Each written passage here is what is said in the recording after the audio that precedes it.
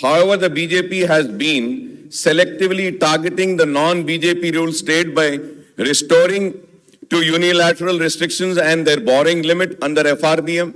The central government is borrowing, which is equivalent to fiscal deficit, is 6.7% of the GDP in the financial year 21-22 and 6.4% in 2022 and 23 and 5.9% in the next financial year. The comparative figures for the Telangana state financial deficit is 4.06 of GSDP in financial year 21-22, 3.21 in the current year, and 3.5% in the next financial year.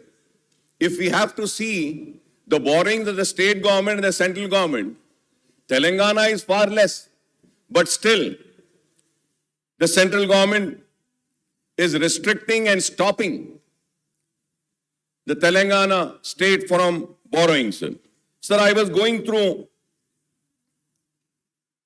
the union budget for the year 23-24.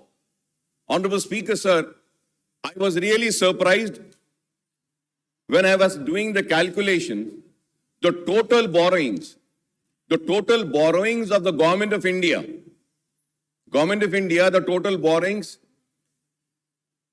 per day borrowings, sir, per day is 4,895.38 crores. 4,895.38 crores per day they are borrowing. And the Government of India is paying an interest. The Government of India is paying per day interest of 2,958.82 crores per day. And still, they talk about Telangana government's borrowings.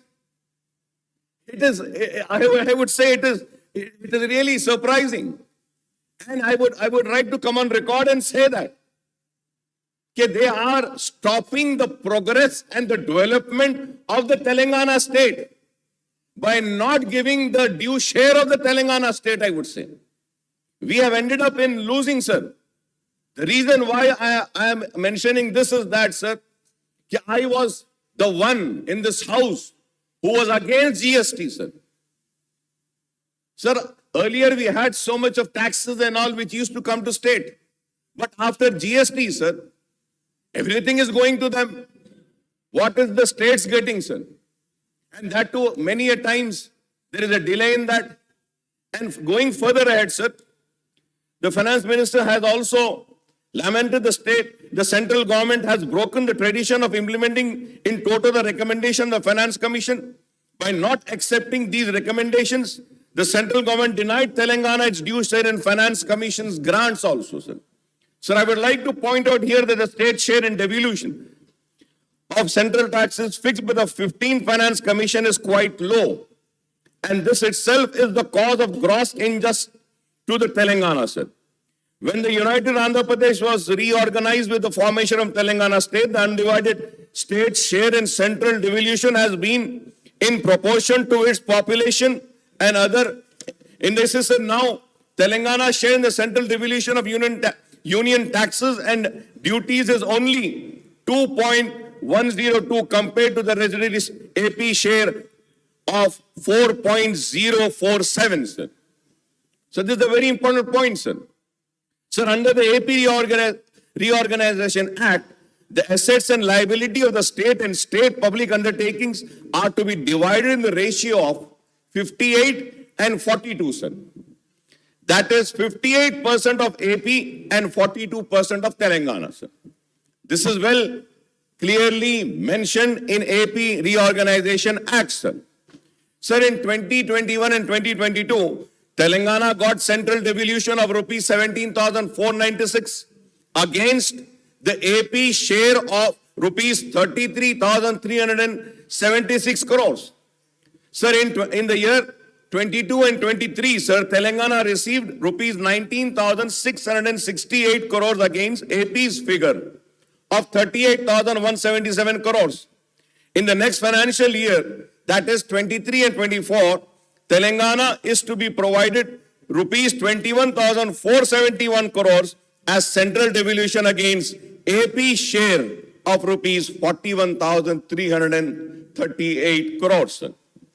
Sir, this means that the Telangana is getting only, sir, this is my observation, and I do all my research before saying anything, but at the same time, sir, through you, I would request the government to correct me if I am wrong, sir. Sir, the figures which I have just read out, this means that Telangana is getting only 50% of what AP is receiving under central devolution.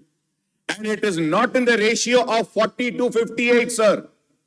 It is not in the ratio of 40 to 58% as stipulated under the AP Reorganization Act. Moreover, the AP is getting post-devolution revenues deficit grant from the central government. I would like to ask those people who are championing for Government of India and who are trying to divide the Telangana people by the provocative speeches and divisional politics.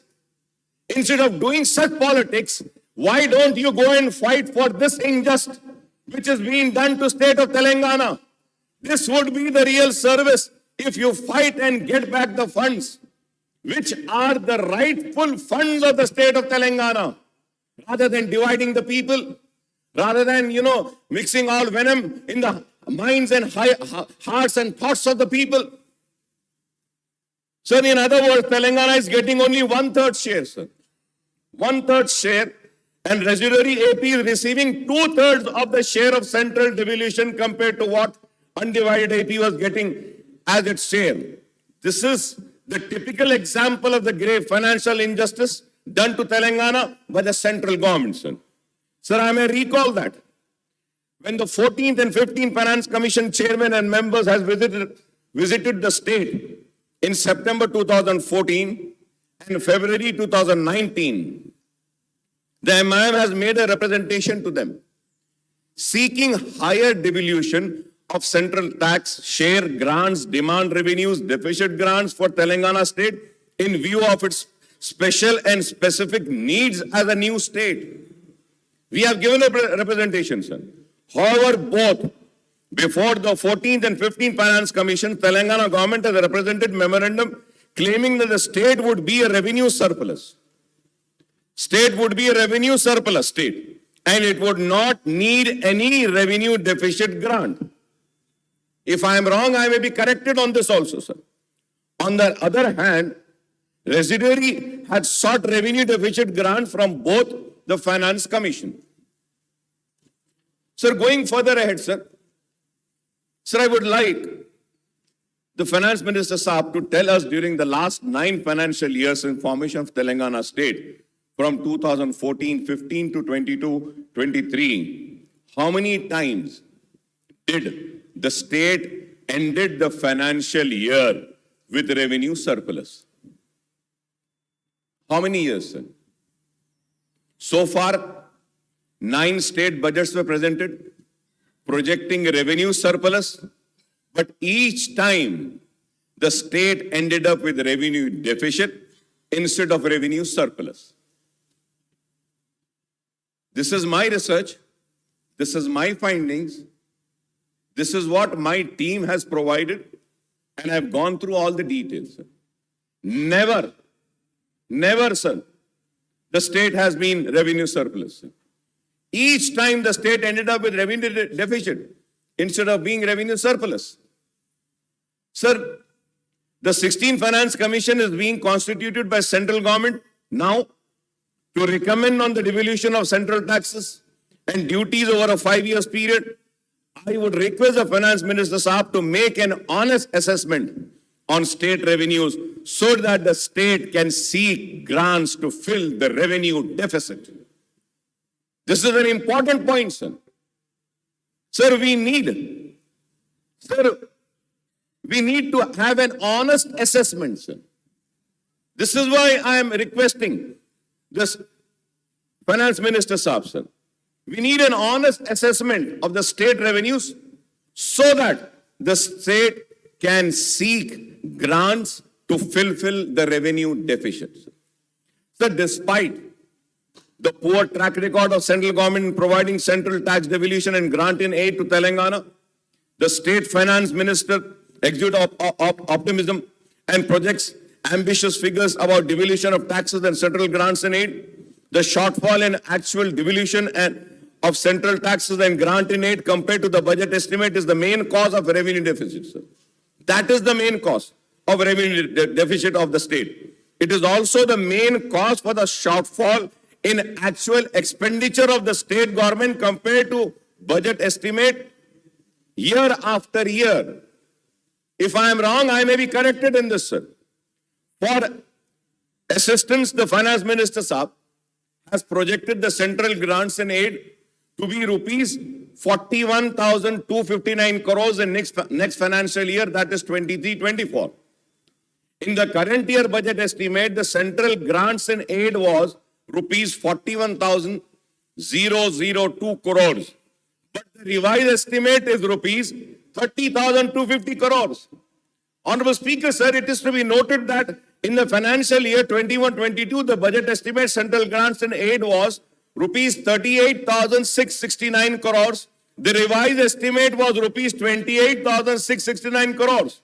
But the actual state grant in aid received by the state was only 8,619 crore. That is only 22% of budget estimate. Only 22%, sir. Sir, this is how the shortfall occurs.